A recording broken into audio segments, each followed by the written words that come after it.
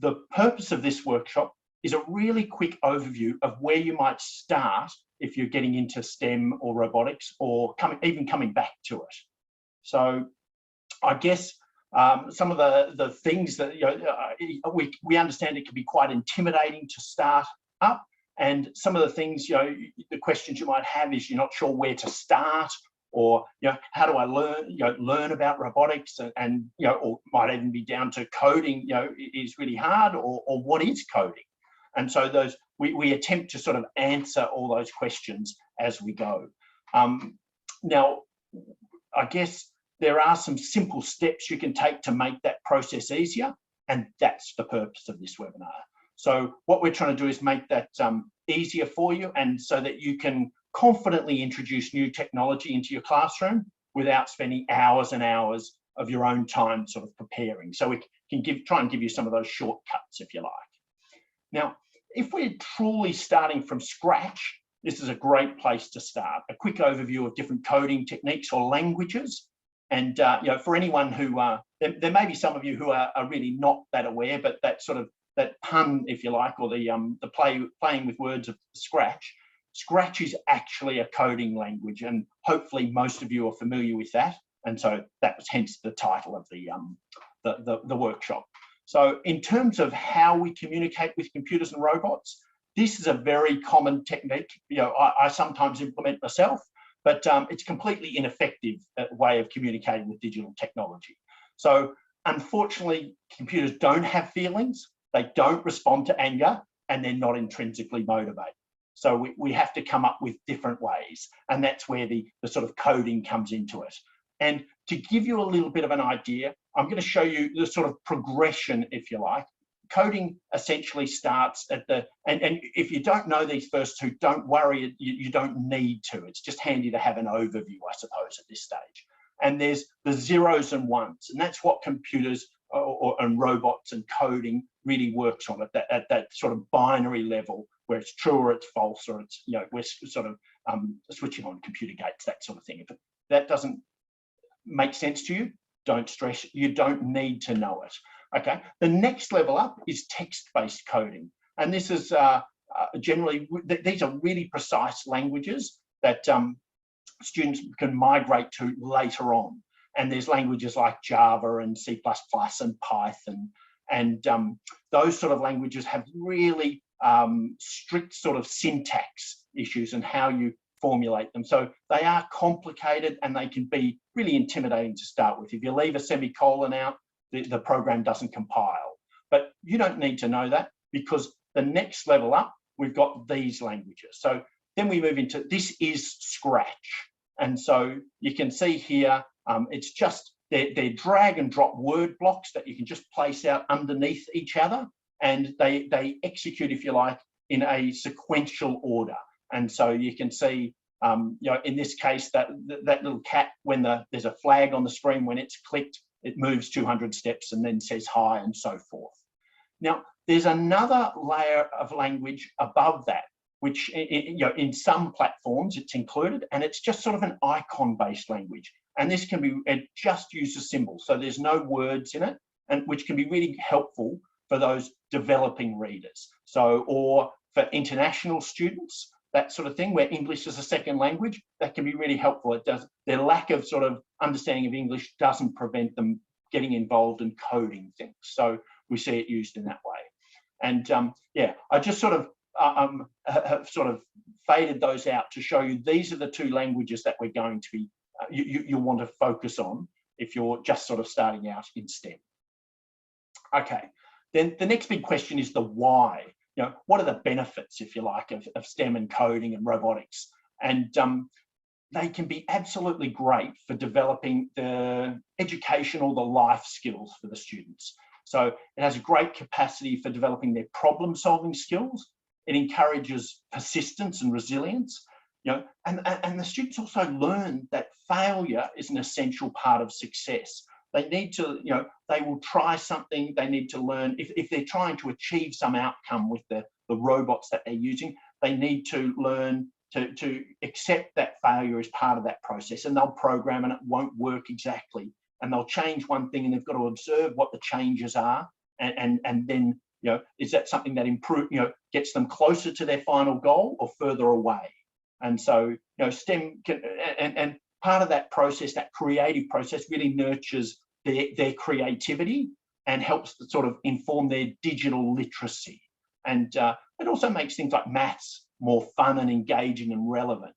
And I guess this all sort of helps the students to understand the world around them, sort of, and the sort of digital world that they've been born into. And it's also a really great sort of career building skill set. So, there's lots of benefits from immersing them in sort of STEM and robotics.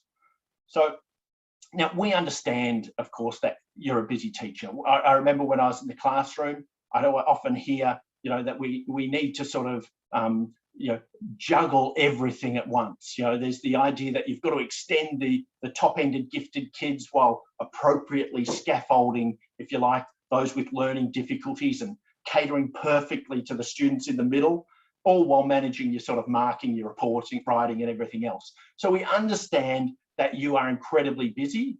And so what we're trying to do is give you some simple steps, if you like, that might help you along the way.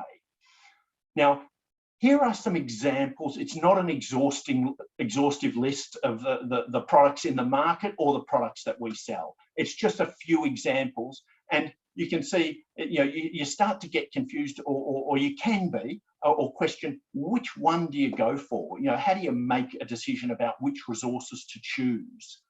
And part of that, I guess, is you might ask these sort of questions. You're not sure what resource to start with.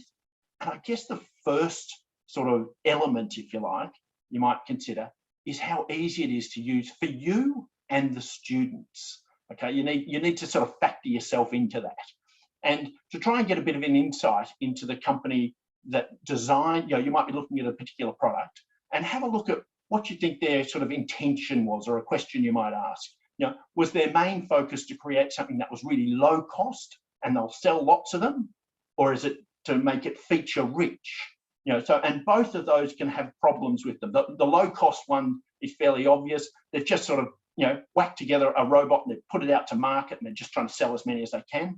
The other end, where it's really feature rich, can be overwhelming in terms of there's so many different possibilities, you're not quite sure where to start. So and there are companies that are in the middle and sort of have the right balance, if you like, or we're looking for that sort of that out of the products as well.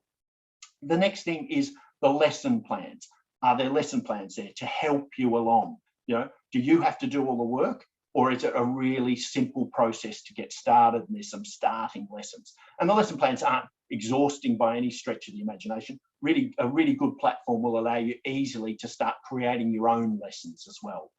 And so some of the things you might look at is, what sort of methodology do the lesson plans follow? Is there, are they consistent? Are they easy to follow? Are they really helpful? Are they interesting, fun, engaging lessons?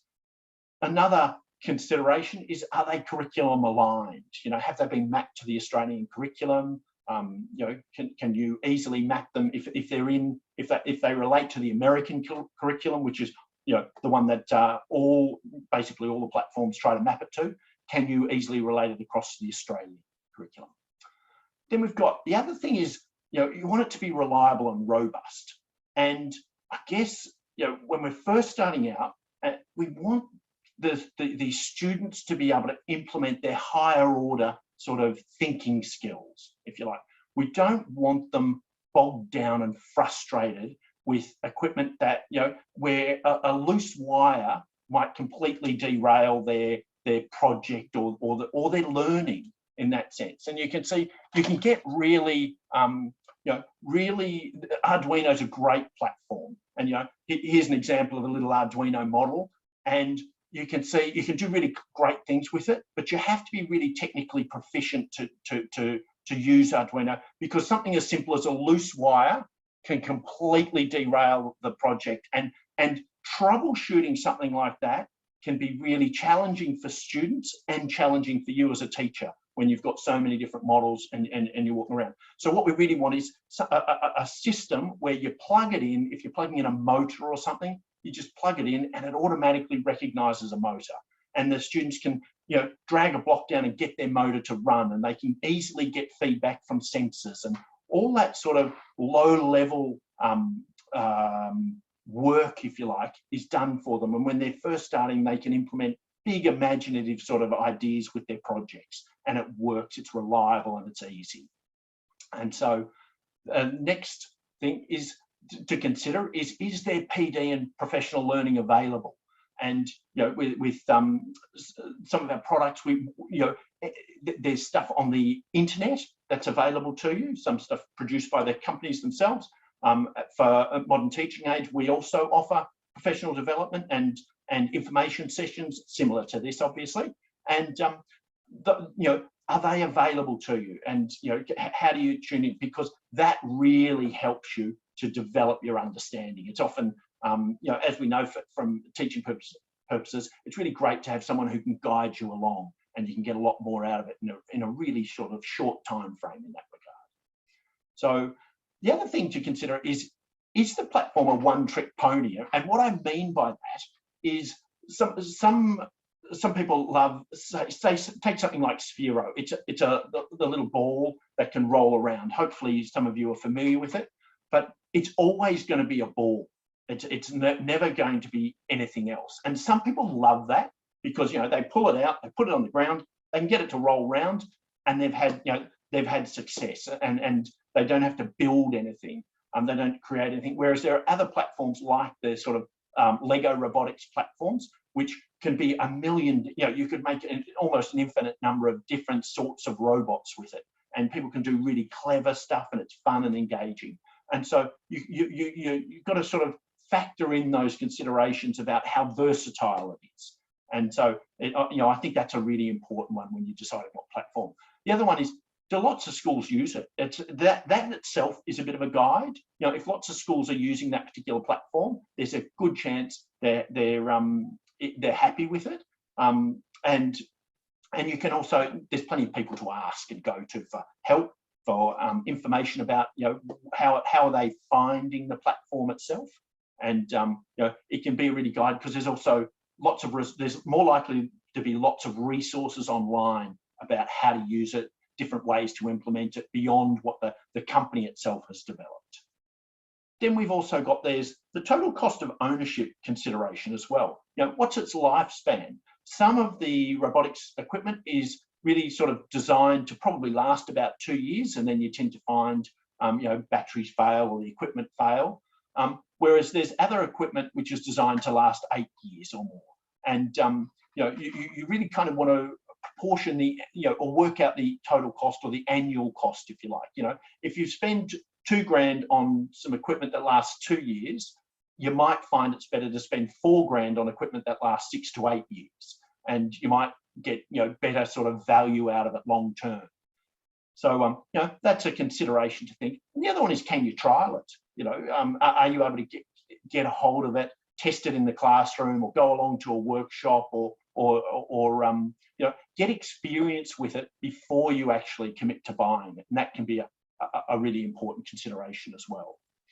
So in conclusion, we've only got a short amount of time. So in conclusion, I'd just like to say, robotics can be really easy and fun to implement in the classroom. And if you've got the right resources to support you, it makes that process even easier. Now at MTA, we've got loads of training available to help you get started if you need it. And robotics can also, another factor is it can also be used in the in extracurricular activities and competitions. And that is where students, you can see students can really excel as well, where they get really sort of intrinsically motivated and self-driven. And getting involved in some of those competitions can be a real motivator as well for students. So couple of the competitions I'd advocate for, if you like, is RoboCup Junior Australia, I think is a great one, and there's FLL, and there's a couple of other sort of regional competitions up in Queensland as well that you get involved in, which are a lot of fun. And RoboCup New Zealand as well, don't forget. RoboCup New Zealand as well. So, and it's also really easy to get started with robotics, and students love it. So, by all means, don't be intimidated. Take those first steps, and it's really rewarding in that sense. Now, the other thing, I guess, just to make you aware of in the sort of next steps is if you're interested in trialing, and having a look at some of the equipment, one of the ones that we do have available is this, the basically Lego platforms. We've got trial kits all over Australia and New Zealand, and you can test the Spike Prime and also the Spike Essential for the younger students. Spike Essential fits around that grade 1 to 5 range, and Spike Prime is 5 through to year 8. And so if you're interested in getting a loan kit, you can either scan the QR code there or get in touch with us, and we can put you in contact with your local rep, and they'll make an appointment to come out and deliver it to you, that sort of thing. So, or if you're remote, send it to you in that case. So that basically covers what I wanted to get through to you today. And I guess, the other thing is, are there any sort of, if anyone's got any questions, by all means jump on, ask away.